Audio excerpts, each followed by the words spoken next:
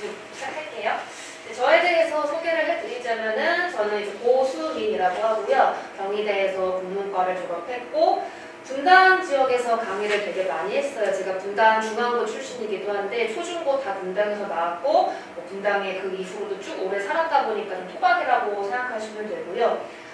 뭐 아랍어 유명하였던 학원이죠. 뭐 최영훈이나 명인이나 그 이외에도 또 분당의 뭐 올가나 그런 학원에서 쭉 강의를 해왔었고 현재는 국악학원 입시를 담당하고 있습니다. 그 정도 경력은 한 10년 정도 가까이 되고 주로 했던 곳은 분당 수집, 입적지옥을 전담해서 강의를 해왔습니다. 그래서 분당 내신 하면은 제가 뭐 웬만큼 꿰뚫고 있다라고 생각해 주시면 되고요. 자, 강의 특징은 일단 저는 학창시절의 별명이 단무지, 단순 무식하다라고 불렸을 만큼 지는 생략을 할게요. 굉장히 긍정적인 편이에요. 그런 거를 아이들에게도 많이 심어주고 뭐 강사마다 스타일이 다르죠. 뭐 유명하신 1타 영어 강사쌤은 되게 팩폭을 날리시면서 아이들에게 정신을 깨워주시는 분도 계시고 또 국어 선생님 같은 경우는 항상 이렇게 천사처럼 보듬어 주시면서 강의를 하시기도 하는데 저는 좀 후자에 가까운 편이에요. 물론 너무 아이가 통제가 안 될 때는 확실하게 잡기는 하지만 계속해서 잘 긍정적인 힘으로 강의를 하는 편이고요. 그 다음에 제 성격은 굉장히 덤벙대는데 그걸 제가 알기 때문에 저의 약점인 걸 알기 때문에 오히려 수업을 할 때는 굉장히 꼼꼼하게 하려고 노력을 합니다. 그래서 제가 제일 처음에 강사였을 때 저희 사수쌤께서 진짜 디테일한 걸 엄청 많이 강조를 하셨는데 거기서 많이 배웠던 것 같아요. 스타트를. 그래서 어휘 하나하나까지 다 파헤쳐서 이제 문장, 글까지를 진짜 완벽하게 파헤칠 수 있는 그런 수업을 하고 있고 그 다음에 두 번째 같은 경우는 학생들과의 케미에 따라 다를 수밖에 없긴 한데 학생들이 너무 안 받아주면 저도 뻘쭘해져갖고 강의 중심으로 이제 딱딱하게 하기도 하지만 학생들과의 케미가 맞다면 개원예고는 저랑 항상 케미가 맞더라고요. 저도 신나게 수업을 하다 보니까 항상 제 수업은 후끈후끈했었어요. 겨울에도. 그래서 너무 열기가 넘쳐서 애들이 한겨울에도 창문 좀 열어주세요 라고 했었고 제가 열정 넘치다 보니까 아이들도 같이 열정 넘쳐서 막 질문하고 답하고 그런 수업이 됐던 거죠. 그러니까 다른 과목생들도 들으시다가 아 국어 강의는 진짜 파이팅 넘친다 라고 막 얘기를 하셨을 정도로 파이팅이 넘쳤었고요. 그 다음에 당연한 얘기지만 강사 입장에서는 다 보이는 게 있지만 학생들 입장에서는 안 보이는 게 많으니까 제가 가르치는 거겠죠. 최대한 학생의 눈높이에서 제가 좀 장점 중에 하나가 상대방 입장에서 생각하는 걸 되게 잘해요. 그래서 개인적으로 주변에서 상담도 되게 많이 해주거든요. 객관적인 시선으로 잘 본다고. 학생의 눈높이에서는 이게 이러하니까 이렇게 보이겠구나, 이러니까 이게 안 보이겠구나라는 걸 잘 파악하는 편이라서 그 아이의 관점에서 그 아이의 사고에서 강의를 잘 하는 편입니다. 자, 그 다음에 뭐 저처럼 경력이 많은 강사들은 다 자료는 많이 있겠죠. 그 중에서도 그냥 무조건 좁고 뭐 나무 아카데미에 있는 걸 끌고 오는 게 아니라 정말 개원예고에 맞는 그런 문제를 엄선해서 교재를 만들고 특히나 뭐 개원예고는 워낙 어려우니까요. 그 다음에 단순 암기, 내신은 암기라고 생각하는 아이들이 많은데 물론 암기도 해야겠죠. 중요한 특징적인 사항은 그렇지만 기본적인 사고력이 굉장히 중요합니다. 개원예고 같이 지문의 양도 방대하고 선지의 양도 길고 낯선 지문도 많은 학교 같은 경우에는 특히나 아이가 스스로 사고할 수 있는 힘이 굉장히 중요해요. 그래서 이거를 클리닉 시간에 너가 왜 이렇게 사고를 하였니? 라는 걸 나에게 보여줘. 그걸 제가 따라가서 아이의 잘못된 사고를 바로잡고 그 다음에 사고의 길을 안내하는 그런 역할을 제가 굉장히 잘 한답니다. 기본적인 특징은 이렇게 잡고요. 왜 제 수업을 들어야 하는가 말씀을 드리자면은 이게 아이들 게 아니라 제가 수업 전에 공부를 하는 자료들이에요. 노트에 한 3페이지를 제가 찍어온 건데 글씨는 굉장히 못 쓰지만 아무튼 작품별로 중요하다 싶은 거를 제가 학생의 입장으로 돌아가서 핵심 내용을 정리를 해보는 거예요. 스스로 그냥 제가 정리를 해보는 거거든요. 그렇게 하면서 다시 한번 이렇게 설명해야 아이들이 이해를 하기 쉽겠구나, 이렇게 해야 아이들이 중요한 부분을 가져가겠구나 라는 걸 제 스스로 정리를 하고 이거를 또 아이들에게 판서를 통해서 이게 핵심 내용이야 라는 걸 가르치고요.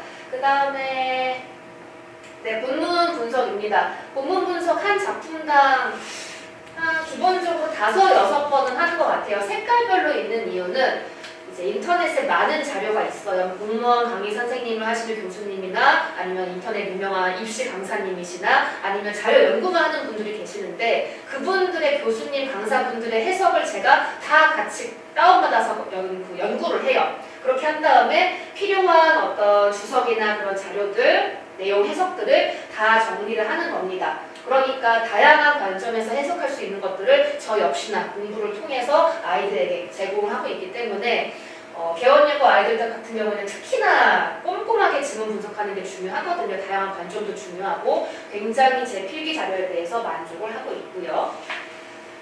그 다음에 수업할 때 여기에는 사진이다 보니까 열정이 반영되어 있지는 않지만 지금도 기억나요. 개원예고 2학년 규중실루 장롱기라는 문학 수업을 할 때인데 굉장히 신나게 아이들과 토론식으로 수업을 했던 기억이 납니다. 네, 그런 식으로 해서 좀 판서를 좀 열심히 하는 편인데 아이들에게 선생님이 하는 판서는 다 중요하니까 너네도 선생님 숨쉬는 거 하나 놓치지 말고 열심히 판서를 해라, 필기를 해라 라고 강조하는 편이고요. 아무튼 재미있게 수업을 하다 보니까 기본적으로 국어 수업 오는 거를 좋아하는 편이에요. 그 다음에 이제 수업이 끝나면은 OX를 정리하는데 정말로 그 학교에 맞게끔 아이들에게 필요한 내용들을 엄선해서 정리를 하고 이걸로 마무리를 한 다음에 그 다음 수업 시간에 시험을 봅니다. 그래서 이 시험에서 만약에 한 20문제면은 2개까지 통과다, 나머지는 재시험이다 이런 식으로 해갖고 만약에 이 문제의 답이 X다라고 한다면은 이 지문에서 어떤 부분이 X니 그냥 X예요 라고 얘기하지 말고 어떤 부분이 잘못됐는지 그리고 그 부분을 고쳐봐 이런 식으로 다 디테일하게 확인하고 돌려보냅니다. 자, 결국 성적이 잘 나오는 게 제일 중요하죠. 제가 그동안 보면은 분당 수지 위주에서 했었고 물론 다른 송도나 잠실 지역에도 갔었긴 한데 다 국어 시험이 어렵기로 유명한 학교를 제가 받아서 수업을 했었어요. 일부러 제가 도전했던 것도 있고 초임 강사 때는 그 이후에는 인정받아서 땡땡 여고나 땡땡 외고처럼 어려운 학교만 전담을 해왔었고요. 동네에서 땡땡 학교 하면은 그 선생님 수업이 좋대라고 이제 소문이 나이는 그런 강사입니다. 지금 아래에 있는 것들은 좀 어려운 학교들 위주로 해가지고 제가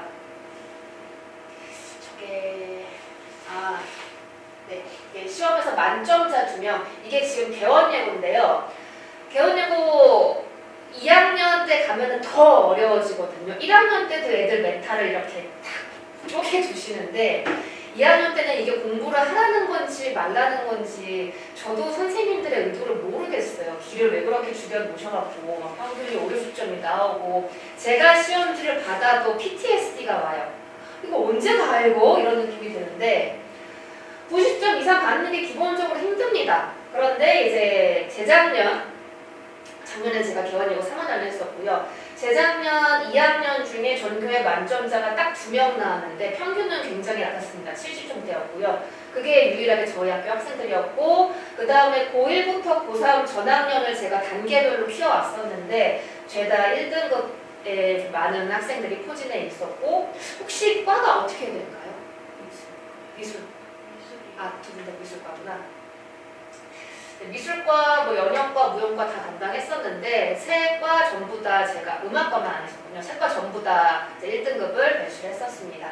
특히 연영과 같은 경우는 1등급이 1명 나오는데 제 학생이 항상 1등급을 받았었고요.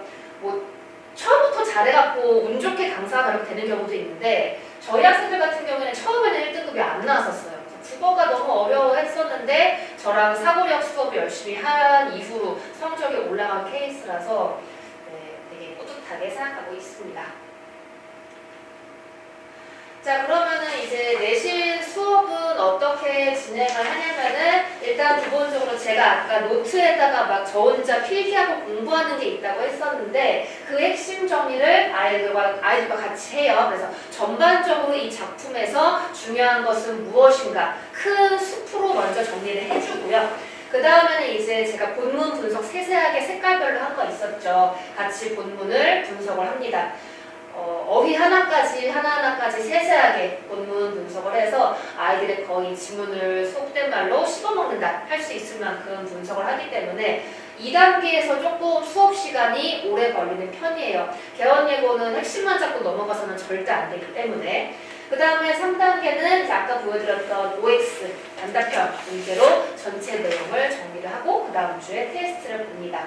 자, 과제는 역시나 단계별로 진행되는데 맨 처음에는 뭐 역시나 OX나 단답지 같은 걸로 개념 정리를 통해서 아이들이 그 당시 배웠던 작품에 대해 기본적인 내용을 숙지하고 있는가.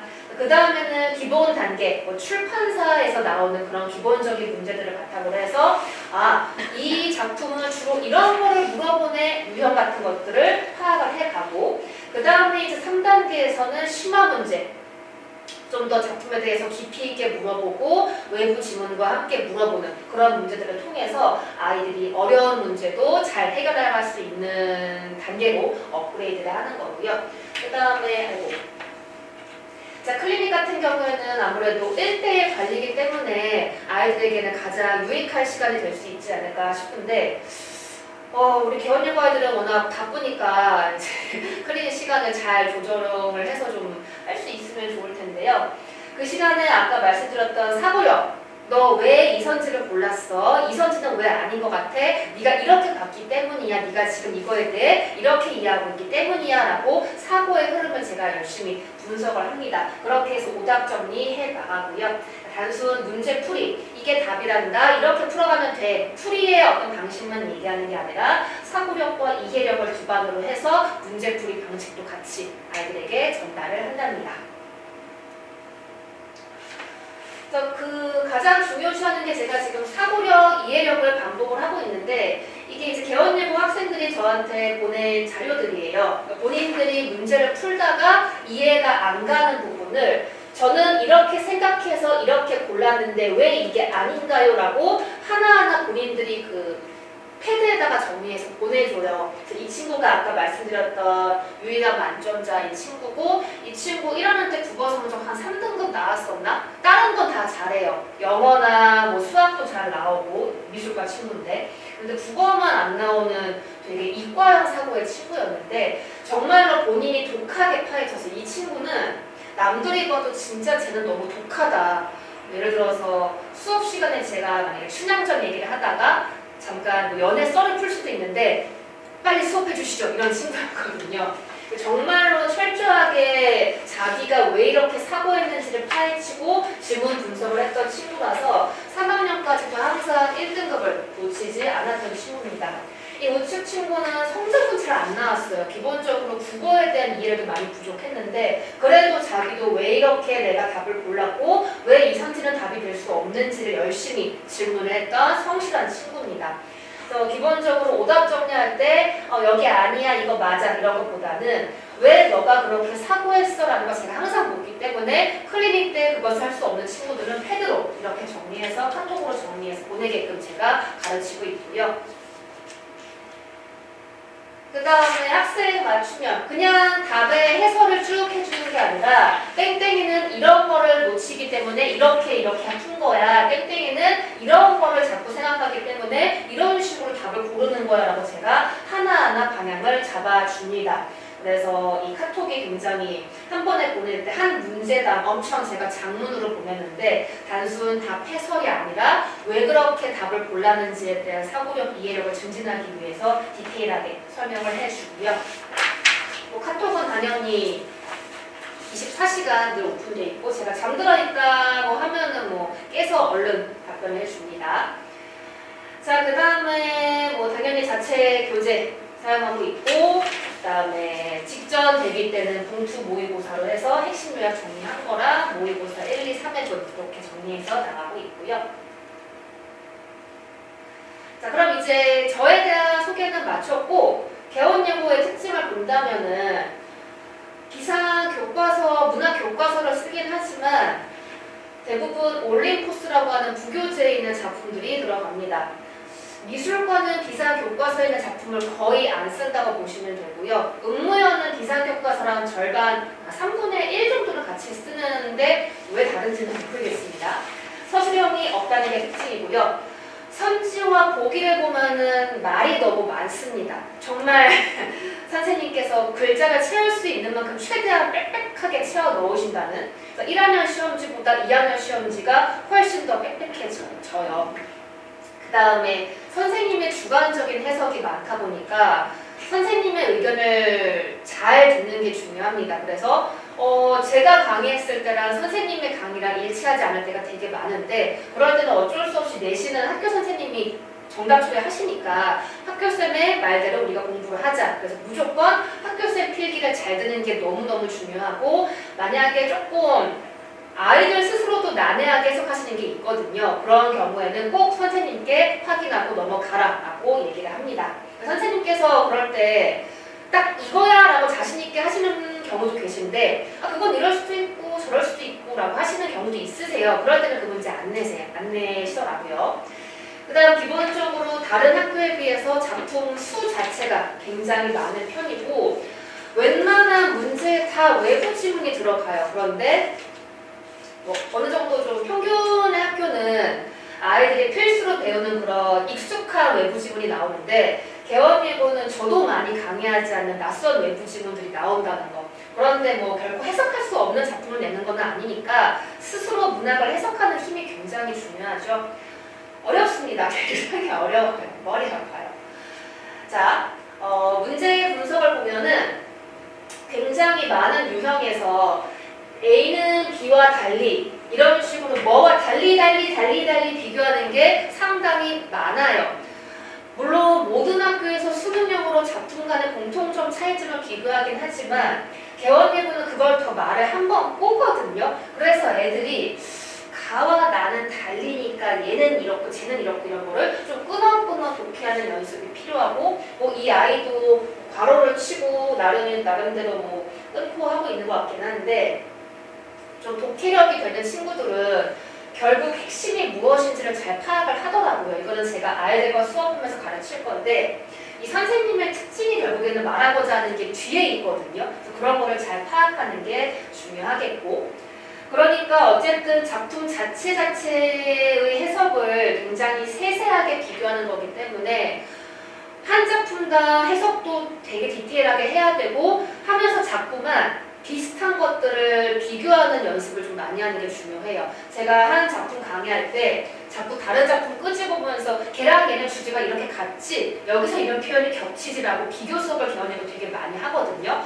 평소에 아이들도 그렇게 하는 습관이 필요하고, 그 다음에 다른 학교 시험지랑 비교를 해보면 확연하게 보일 텐데 굉장히 말이 깁니다. 엄청나게 긴 편이에요. 지금 이게 한 문제에 나온 선지들인데 아이들도 읽다가 꼬이고 다 못 읽는 경우가 상당히 많습니다. 시간이 부족했다라는 얘기를 굉장히 많이 듣고, 읽다가 무슨 말인지 모르겠어요라는 말을 굉장히 많이 들어요. 그럼 우선 시간이 부족하지 않게 독해의 속도를 올려야겠고, 무슨 말인지 모르겠어요라는 말이 나오지 않게끔 정말로 그 선생님께서 외계어를 쓰신 것도 아니고 교수진들이 쓰는 어려운 말을 쓰신 것도 아니에요. 그러니까 독해력을 많이 기르는 게 중요하죠. 이 작품 같은 경우도 선지가 굉장히 긴데 그냥 간단하게 내릴 수 있는 특징을 최대한 말을 쫙 풀어서 말씀하시는 게 특징입니다. 그러니까 쫙 풀었을 때 내가 걸러내야 할 게 무엇인지, 그 풀어낸 거에서 이 선생님이 말씀하고자 하는 바가 무엇인지 핵심을 잘 잡는 훈련을 하도록 할 거예요. 그 다음에 외부 작품 같은 경우 김시습의 유명한 작품들도 많지만 많이 다루지 않는 사청사후라든가 최연의 명월금이라든가 좀 많이 다루지 않는 작품들이 나와서 아이들이 일단 딱 보면은 이거 뭐야? 내가 해석할 수 있을까? 하고 긴장을 하는 게 있죠. 그래서 좀 개원예보한테 많이 강조하는 거는 어차피 너네가 해석할 수 있게끔만 낸다. 그러니까 너무 긴장하지 말고 그냥 내가 아는 작품이야 하고 생각하고 부딪히는 게 중요하다라고 얘기를 합니다. 역시나 기본 작품과 디테일하게 비교를 하는 문제 유형이 나오고요. 자, 그 다음에 작품에 대한 꼼꼼한 이해. 지금 이 문제 같은 경우는 기역, 니은, 디귿, 리을, 미읍, 기읍 모든 선지가 모든 그 보기가 들어간 선지도 있고 일부만 들어간 선지도 있고 하다 보니까 아이들이 기본적으로 헷갈릴 수밖에 없어요. 다 그럴듯한 말을 넣습니다. 보통 학교에서는 몇 개 보기 정도는 에이 이건 절대 아니죠 걸을 수 있게 하는데 맞는데 어디가 아닐까? 뭔가 어디가 조금 찜찜한데라는 선지로 다 구성을 하거든요. 그러니까 우리는 개원예고에서 그 찜찜한 부분을 찜찜한 부분을 딱 걸을 수 있게끔 진짜 정확하게 파악하는 게 굉장히 중요합니다. 옆에 있는 거는 소설 작품인데 3개의 소설을 묶어서 하나의 수필과 연계를 시킨 다음에 그 소설 속 주인공과 수필 작가가 대화를 하는 방식으로 해서 역시나 좀 길게 얘기를 하고 있죠. 그래서 좀 주인공들이 무엇을 느끼고 파악하고 있는지 그런 어떤 태도에 대해서 묻는 문제였고 아이들이 많이 헷갈려했던 문제 유형입니다. 자, 그 다음에 연계 작품이 상당히 많아요. 연계 작품을 적게 내는 학교는 뭐 한 2지문 정도 나오는데 다른 학교도 이제 보이니까 많이 나오지만 대다수 많이들 접해보는 작품들이 나와요. 그런데 개원예고는 단언컨대 죄다 낯선 작품들이 나온다는 게 이제 문제입니다. 수능 특강이나 수능 완성을 활용하는 경우도 계시기 때문에 거기에 있는 작품들을 좀 훑어보는 것도 좋지만 현실적으로 워낙 시험 범위도 많고 작품을 분석하는 데 워낙 시간이 많이 드는 학교다 보니까 수특이나 수완의 내용을 다 볼 수는 없고 좀 공통점이 있겠다, 차이점이 있겠다 싶은 핵심 작품들만 제가 좀 선별을 해서 같이 비교를 해줍니다.